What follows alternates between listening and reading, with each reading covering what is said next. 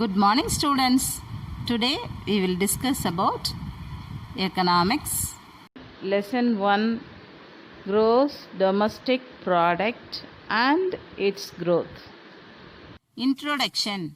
GDP is very important for every country's development because GDP only determines the country's economic development. So, we will study about this lesson, definition of GDP and contribution of different sector in GDP. Before we study the definition of GDP, we must know about the what is goods, what is services. Now we discuss about goods. Goods are items you buy. Example,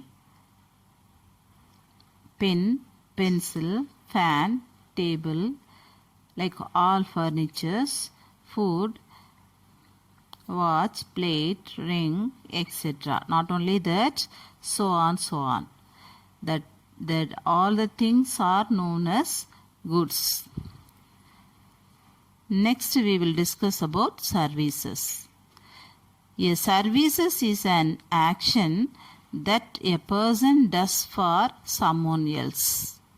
So, the services are action such as medical checkup, haircut, email delivery, teaching, so on. Definition of GDP. The GDP is the market value of all the final goods and services produced in the country during a time period. So, what is meant by market value? Market value is the price at which goods and services are sold in the market. Final goods and services. The goods and services which will be used are consumed and will not form a part of other goods and services known as final goods and services. Only the final goods are included in the GDP. For example, a cup of tea bought in a hotel is a final good because it is consumed and does not form a part of producing something else.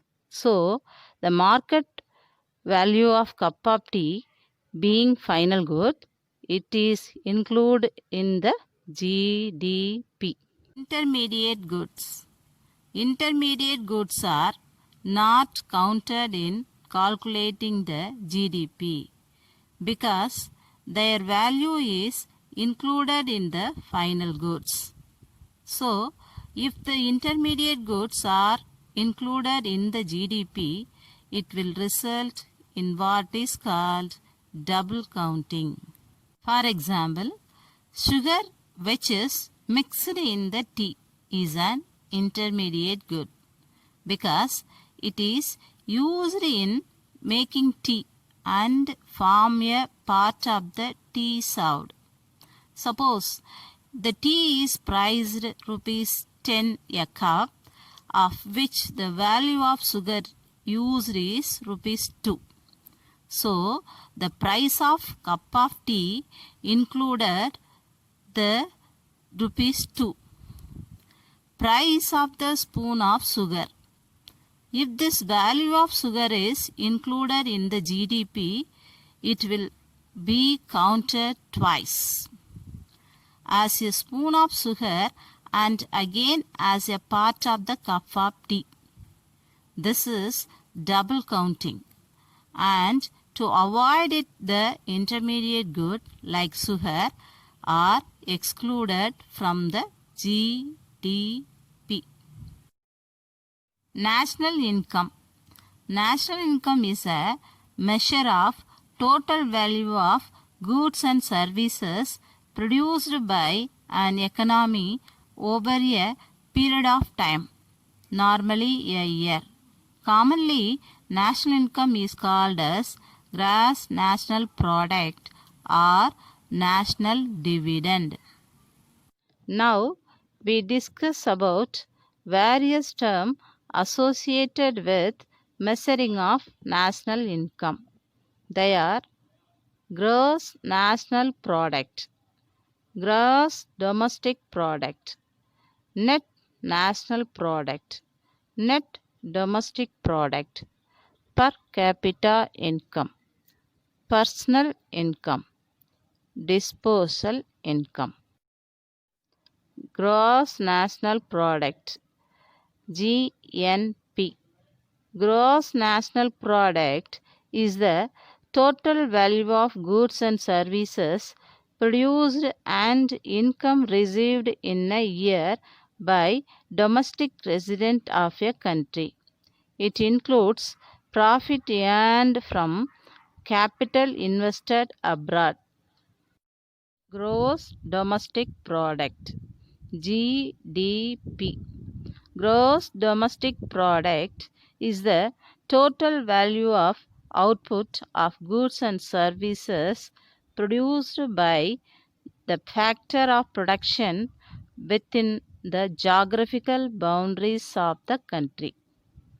Next, NNP. Before we study about the NNP, we must know about the depreciation. Depreciation in Tamil, Teimanam. Depreciation means a reduction in the value of an asset over time due to in particular to wear and tear. Net National Product, NNP. Net National Product is arrived by making some adjustment with regard to depreciation, that is, we arrive the net national product by deducting value of depreciation from gross national product. NNP is equal to GNP minus depreciation. Net domestic product. Net domestic product is a part of gross domestic product. Net domestic product is obtained from the gross domestic product by deducting the quantum of tear and wear expenses. NDP is equal to GDP minus depreciation. Per capita income, PCI. Per capita income or output per person is an indicator to show the living standard of people in a country. It is obtained by dividing the national income by the population of country. Per capita income is equal to national income by population. Personal income, PI. Personal income is the total money income received by individual and household of a country from all possible sources before direct taxes. Therefore, the personal income can be expressed as follows. PI is equal to NI, corporate income taxes minus undistributed corporate profit minus social security contribution plus transfer payment. Disposal income, DI. Disposal income means actual income which can be spent on a consumption by individual and families. Thus, it can be expressed as DPI is equal to PI minus direct taxes. Method of calculating GDP. They are expenditure approach, the income approach, value added approach. Expenditure approach. In this method, the GDP is measured by adding the expenditure on all final goods and services produced in the country during the specific period. The different type of expenditure are shown in the equation. Y is equal to C plus I plus G plus X minus M. The income approach. This method looks at GDP from the perspective of the earning of the men and women who are involved in producing the goods and services. The income approach to measuring GDP is Y is equal to wages plus rent plus interest plus profit. Value added approach. A cup of tea served to you in a hotel is a final good. The goods used to produce it, tea powder, milk and sugar, they are intermediate goods. Since they form a part of the final goods, the cup of tea. One way to measure the market value of the cup of tea is to add the value of produced by each intermediate good used to produce it.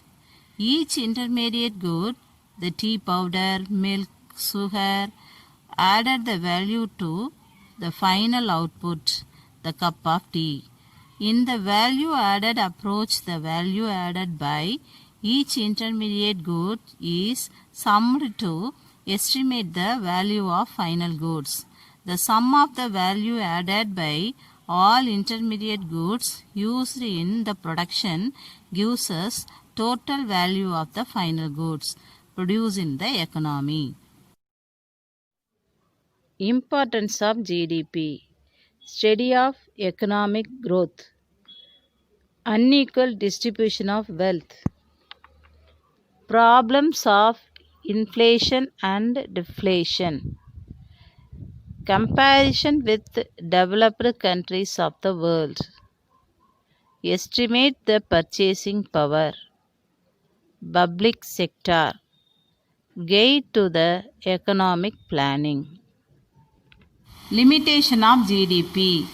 The GDP is the most widely used measure of the state of economy. While appreciating its usefulness, we should be aware of some its limitations. There are several important goods and services are left out of the GDP. GDP measures only quantity but not quality. GDP does not tell us about the way of income is distributed in the country. GDP does not tell us about the kind of life people are living. Several important goods and services are left out of the GDP. The GDP includes only the goods and services sold in the market. The services provided by parents to their children is very important, but it is not included in the GDP because it is not sold in the market. Likewise, clean air, which is vital for a healthy life, has no market value and is left out of the GDP. GDP measures only quantity but not quality. In the 70s, schools and banks did not permit the use of ballpoint pens. This is because the ones available in India were of poor quality. Since then, not only has there been substantial increase in the quantity of ballpoint pen produced in India, but their quality has also improved a lot. The improvement in the quality of goods is very important, but it is not captured by the GDP. GDP does not tell us about the way of income is distributed in the country. The GDP of a country may be growing rapidly, but income may be distributed so unequally that only the small percentage of the people may be benefiting from it. The GDP does not tell us about the kind of life people are living. A high level of per capita real GDP can go hand in hand with very low health condition of people, an undemocratic political system, high pollution and high suicide rate. Okay students, the rest of the portion will be covered in next video.